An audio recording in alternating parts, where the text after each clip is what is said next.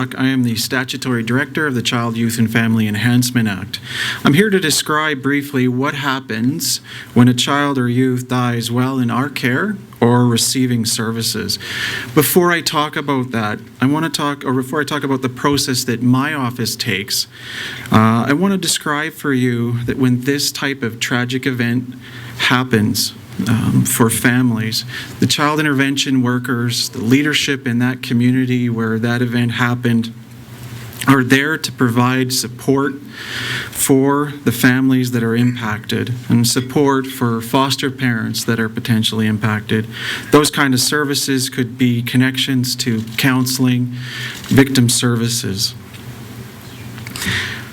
When a child receiving services dies, notification is provided to my office.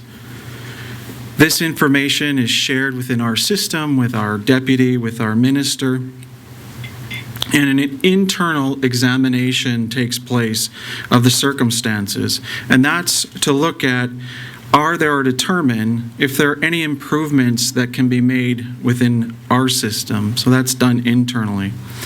The information is also provided to outside organizations, one of those being the Office of the Chief Medical Examiner, that Annie's just described the process, the Office of the Child and Youth Advocate, and Child and Family Services Council for Quality Assurance. These organizations and bodies use that information to make a determination whether they will investigate further, do an examination, or whether an inquiry will take place.